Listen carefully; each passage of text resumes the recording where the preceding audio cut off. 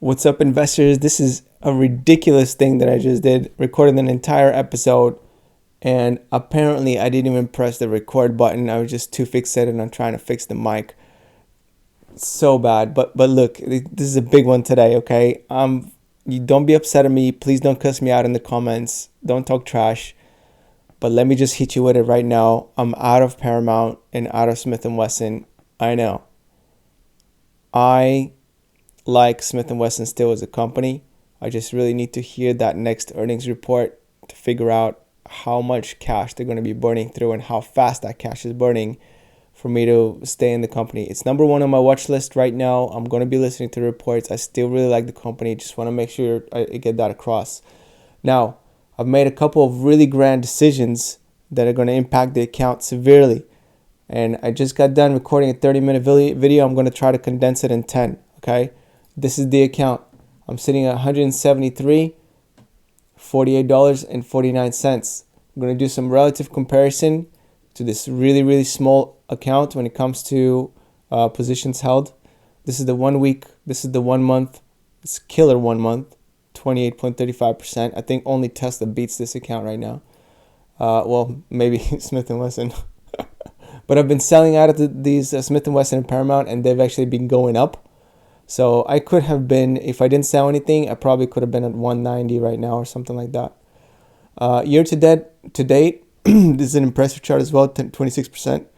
Year over year is pretty cool. Then I'm green, 5%, but it's about to change because around this time last year, Apple made a huge thrust along with some other stocks, and I went from 164 to 194 and not 193. And that's not going to happen. I'm not going to just gain $30,000 just like that from Apple beating earnings or something this year. Even if they do, they're not going to be climbing like crazy to 180. It's just not going to happen. So anyway, these are some worthless options. I'm going to go through the positions first. All right. WWE. Look, I have a friend that's a pro wrestler. I like pro wrestling. I don't watch pro wrestling, but I have a deep appreciation for the art of pro wrestling. However, WWE a little bit overpriced. More overpriced than Apple, so it's a short. Alibaba, small spread, it's not worth mentioning. PayPal, small spread, a couple $100, not worth mentioning. Apple, up 1.28% today. Realty Income and Main Street Capital, all green. These are my only positions in the account. It's crazy. It's ridiculous. I know. This is the watch list.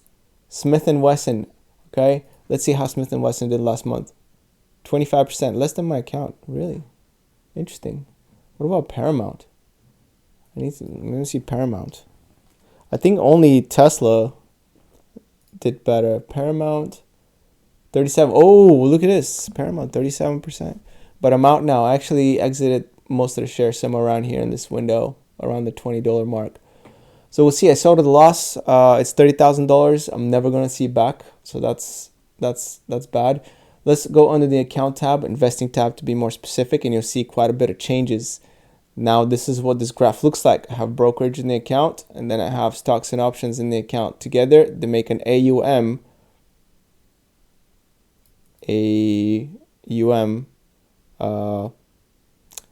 total money managed, assets under management. That's what it stands for. 173,000. Okay. This is the stocks ordered by equity size, Apple, Main Street Capital, Realty Income. This is by total return, Apple, then Realty Income, and then Main Street Capital. Super small and boring chart. Just three little aspects to this little circle chart that's so cool. Okay, back to the investing tab. I want to show you this. Buying power.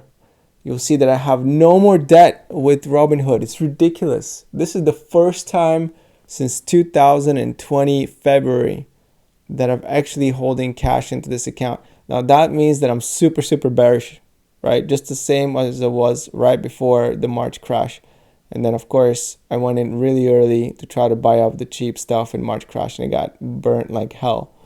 So that's a little bit of history, but I have reached the same amount of bearishness. But that's not the only reason why I'm generating cash. The real reason, well, one of the most major reasons, maybe 60% of the reason, is because I have made a decision. I've made a decision, guys, all right? Made a decision to go back to the $30,000 mark. Now, some may say, that by selling down the account and pulling out the extra 42,000, this is the all-time chart, by the way, 139%. If you notice, if I scroll all the way back to the beginning, you'll see that this graph is not at 30K, it's at 72,200. That means I've put in $42,200 extra into the account.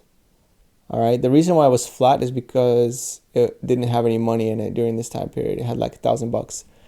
But starting August 28, 2018, I've been adding some money to this account, and that was a mistake. I should have just kept it at 30,000. Now, here's my argument as to why I want to return. First, it's going to feel a little bit more pure, but second, the argument that these numbers are going to get jumbled up, which they will be, is they already are jumbled up. Okay, so when I add money to the account, this number actually looks worse, right? If I had just stayed with the original 30,000 and experienced similar gains, which I have gained on the back of some of the money, some of the money that I've injected later on, which also contributes to the fakeness of this number would read 400%, okay, because or more. Because if I subtract 42,000 out of 173, that puts me at 131,000, which is more than 4 times higher than 30,000. So it'd be 400 and something percent displayed up there. But it doesn't, right? It displays 140, 139. If I pull the money out, this number, as far as I understand the way Robinhood works, will skyrocket up to like 400%, which is closer to the true number, but that number is also a little bit inflated, right? Because a lot of that money has been made on the back of the gradually inserted 42K into this account. So either way, the number is fictitious. My number one take out of all this, guys, is that these numbers are fake anyways. I know that this chart is so cool to look at, but the problem is the numbers are fake, okay? They're not real. It's meaningless, right? It's cool to see. It's cool to see. It's like, oh, okay, look at this chart. Yeah, green go up or red go down. But reality, it doesn't really mean much at all, okay? That's the problem. So anyway, I've decided to kind of go back a little bit at clean slate and just, the number of discounts are going to be a little bit slower. But hopefully I can make it a true 30K to $1 million at some point in the future, maybe when I'm 75. At this pace, it might be a little bit slower. So we'll figure that out as we go. Other cool things in Robinhood, this cash tab is now being displayed on the app and on the website. As I scroll through the app, I see my options listed first and then the cash. And then my 3 stock positions, my measly 3 stock positions. I don't know if this account has ever had 3 positions. It's just so sad to see. But one thing you can see here is Smith & Wesson on the top of the list when it comes to my watch list. I'm really concerned with Goldman Sachs, Smith & Wesson. This is just a Chinese real estate fund. It just happened to pop 14% today, but it's extremely illiquid. And good luck trying to trade it or buy it even. No recommendation on Chinese stocks. They have been popping, the Chinese opening is real, but in all honesty, I think the way I prefer to play the Chinese opening is just holding Apple. So they're gonna buy a lot more phones. If they do have pent-up demand, they're gonna be buying phones. So I'm not sure whether the Chinese equities are gonna benefit as much as American-led companies. All right. Now, I think that is the account. Let me see. How long did I take? Oh, not bad. Not bad, like almost 10 minutes. So that's basically the account review. These are my big decisions. I've gotten rid of Paramount and Smith & Wesson. I'm probably going to pull that 42K out. And I'm really watching Smith & Wesson earnings reports, okay? Like, that's really important for me. I want to go back into the company, like I said, and I'm willing to go back in heavy, but I have to know that the cash hemorrhaging has stopped. I can't be buying Smith & Wesson if it gets rid of its entire cash position. I don't want to buy a company that's going in debt and I don't know when that debt's going to stop.